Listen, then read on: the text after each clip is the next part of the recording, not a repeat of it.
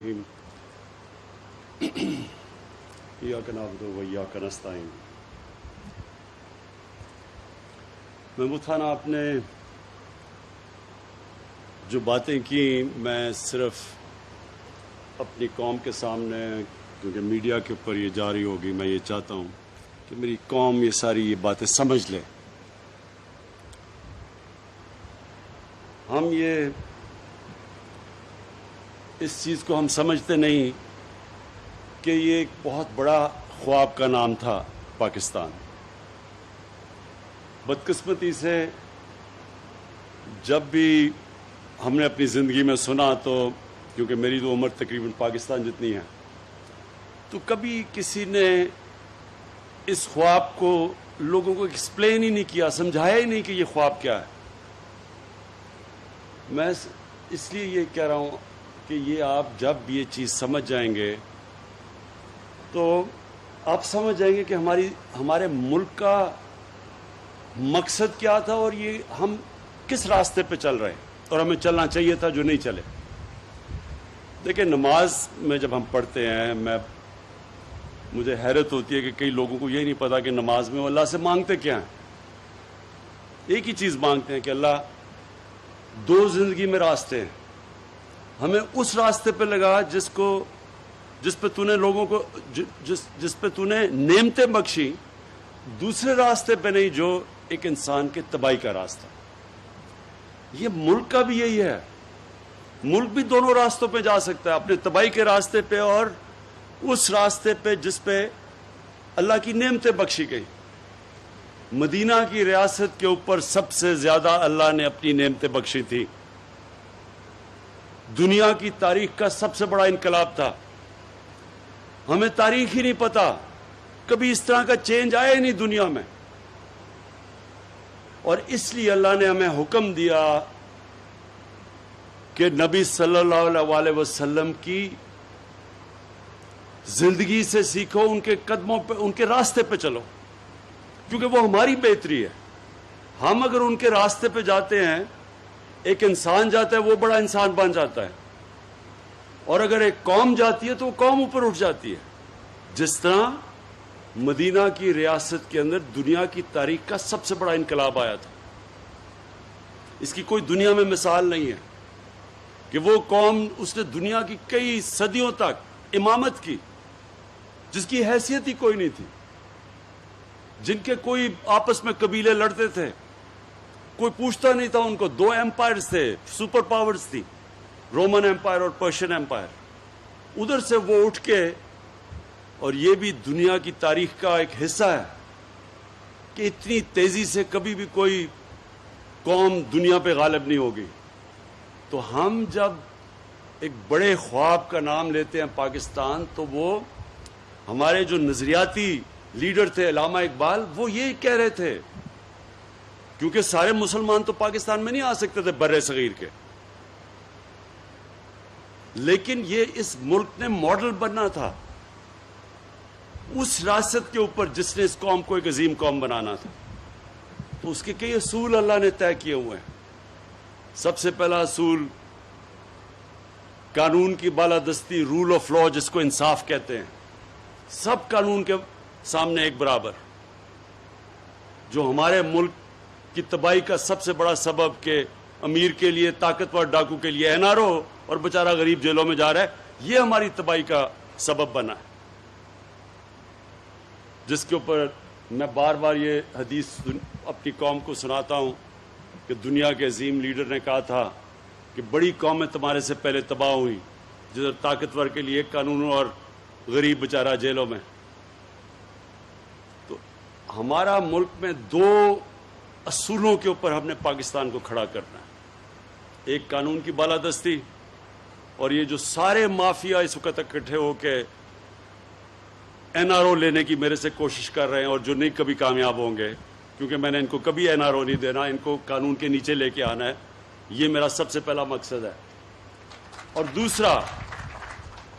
दूसरा मकसद कि अपने कमज़ोर गरीब तबके को ऊपर उठाना है, जो कि दुनिया की तारीख की मदीना में पहली फलाई रियासत बनी थी। جدھر ریاست نے ذمہ داری لی تھی اپنے کمزور لوگوں کی. یہ جو آپ پیچھے دیکھ رہے ہیں فلیٹ، کیوں یہ 2011 تب سے یہ پروجیکٹ ہے اور یہ چلتا نہیں؟ کیونکہ غریبوں کا پروجیکٹ ہے. یہی وی آئی پیز کا ہوتا تو 2 سال میں پورا ہو جانا تھا. غریبوں ہیں، کسی کی آواز نہیں ہے، مزدور ہیں، ان کا پیسہ بھی کہیں اور چلا جاتا ہے، ان کی زمینوں بھی اور استعمال ہو جاتے ہیں، ان کے اوپر قبضہ گروپ بھی آ جاتا ہے، کیونکہ آواز نہیں ہے لوگوں کی، کمزور ہیں لوگ. ہماری ذمہ داری ہے ریاست کی کہ ہم اپنی کمزور طبقے کی ذمہ داری لیں، جس طرح مدینہ کی ریاست میں لی گئی تھی. تو انشاءاللہ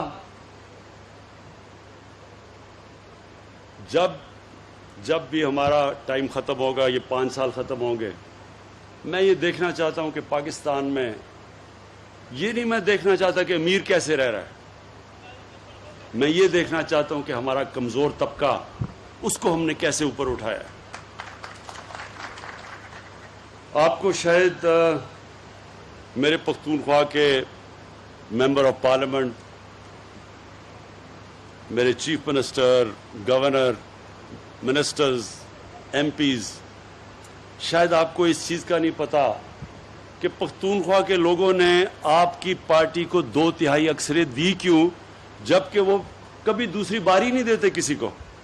ایک باری دیتے ہیں لوگوں کو، دوسری باری میں ایک وہ گیا تو دوسرے کو پھر چانس دیتے ہیں. تو کیوں 2/3 اکثریت دی؟ یونائٹڈ نیشنز UNDP کی ایک رپورٹ ہے یونائٹڈ نیشنز کی، وہ بھی انہوں نے شائع کی ہے. 2013 کے بعد سارے پاکستان کے صوبوں میں جس صوبے کے اندر سب سے تیزی سے غربت کم کی گئی وہ پختونخوا تھا. جس صوبے میں، دوسری چیز، سب سے تیزی سے امیر غریب میں جو فاصلہ تھا وہ کم کیا گیا وہ پختونخوا تھا. اور تیسری چیز UNDP کی رپورٹ میں آئی کہ جس صوبے میں سب سے زیادہ ہیومن ڈیولپمنٹ ہوئی، انسانوں کے اوپر سرمایہ کاری کی گئی، وہ پختونخوا تھا. اس لیے پختونخوا کے باشعور لوگوں نے 2/3 اکثریت دی ہمیں. مجھے تب بھی میں سنتا تھا جی کدھر ہے نیا پختونخوا، بڑے بڑے وہاں سے آتے تھے پنجاب کے وہ پولیٹیشین جو آج دم دبا کے لنڈن میں بھاگے ہوئے ہیں اپنا پیسہ بچانے کے لیے اور قانون سے بچنے کے لیے. زیادہ دیر نہیں بچے گا انشاءاللہ، ان کو ہم واپس لے کے آئیں گے، فکر نہ کریں گے. تو یہ یہاں آ کے کہتے تھے کدھر ہے نیا پختونخوا، کیونکہ ان کو تو عادت پڑی ہوئی تھی کہ صرف بڑے بڑے امیر کو امیر کر دو. ان کو تو پتہ ہی نہیں تھا کہ نیچے کیا ہو رہا ہے، کتنا بڑا انقلاب آ رہا ہے. اور انشاءاللہ اس باری جب ہمارے 5 سال مکمل ہوں گے تو جو انقلاب آئے گا وہ سب سے پہلے صحت کا انقلاب. یہ جو ہیلتھ کارڈ ہے، اور میں خراج تحسین پیش کرتا ہوں سب سے پہلے جو صوبہ جس نے سب سے پہلے یونیورسل ہیلتھ کوریج کی، مطلب کہ سارے شہریوں کو کور کیا ہیلتھ انشورنس سے، وہ پاکستان کی تاریخ میں وہ صوبہ. اور آپ کو اس کا اعزاز جاتا ہے محمود خان کہ آپ نے سارے صوبے کے لوگوں کو کور کیا. اور آئی ڈی کارڈ جو آپ کا ہے، ایک پختونخوا کے شہری کا آئی ڈی کارڈ کا مطلب کہ اس کا خاندان کو ہیلتھ کوریج پوری مل گئی ہے 10 لاکھ روپے کی. اور اس سے آپ دیکھیں گے کہ پرائیویٹ سیکٹر اب ہسپتال بنائے گا. ہو سکتا ہے کہ آپ کو یہاں محمود خان پیسہ ہی نہ خرچ کرنا پڑے، پرائیویٹ سیکٹر آ کے یہاں ہسپتال لگا دے. آپ پرائیویٹ سیکٹر کو اب زمین دے دیں. صرف پرابلم یہ ہوتا ہے کہ زمین کی شہروں میں اتنی زیادہ قیمتیں ہیں کہ وہ ہسپتال بناتے ہوئے وہ ڈرتے ہیں. تو اگر آپ نے ان کی کنسیشن پہ یہاں زمین دے دی تو پرائیویٹ سیکٹر، کیونکہ اب تو سب کے پاس ہیلتھ کارڈ ہے، تو سب پہلے تو یہ تھا نا جی غریب علاقوں میں جاتا کوئی نہیں تھا پرائیویٹ سیکٹر میں، اب تو ساروں کے پاس ہیلتھ کارڈ ہے. کہیں بھی گاؤں میں بھی اب ہسپتال بن سکتے ہیں، پرائیویٹ سیکٹر آئے گا تو ہو سکتا ہے گورنمنٹ کے آپ کو پیسے نہ لگانے پڑے یہاں. اور دوسری چیز، یہ جو ہاؤسنگ کی میں نے بات کی، یہ پہلی دفعہ انشاءاللہ پاکستان میں بڑی مشکلوں سے ہم نے سارے قانون اور رکاوٹیں دور کرتے ہوئے یہ جو عام مزدوروں کے لیے گھر، عام لوگوں کے لیے، ویلڈر کے لیے، مکینک کے لیے، جو آج تک کبھی گھر سوچ ہی نہیں سکتے تھے کہ ان کو اپنے سر پہ چھت ملے گی، یہ ان لوگوں کے لیے پہلی دفعہ پاکستان میں اب وہ ہم نے وہ رکاوٹیں ختم کی ہیں کہ اب بینک پیسے دیں گے کہ وہ اب عام آدمی اپنے لیے بینک سے قرضہ لے کے اور وہ گھر بنا سکے. تو انشاءاللہ مجھے یہ جو آپ کا پتہ چلا کہ 5 سال میں وہ جو آپ اس وقت کہا جا رہا ہے کہ 5 سال میں پوری قسطیں کریں, وہ انشاءاللہ ہم آپ کی قسطیں لمبی کر دیں گے تاکہ زیادہ بوجھ, یعنی کہ ایک آدمی جتنا گھر کا کرایہ دیتا ہے اتنی قسط ہونی چاہیے تاکہ وہ قسط بجائے کرائے پہ جائے وہ قسط دے اور اپنا اس کا گھر ہو جائے.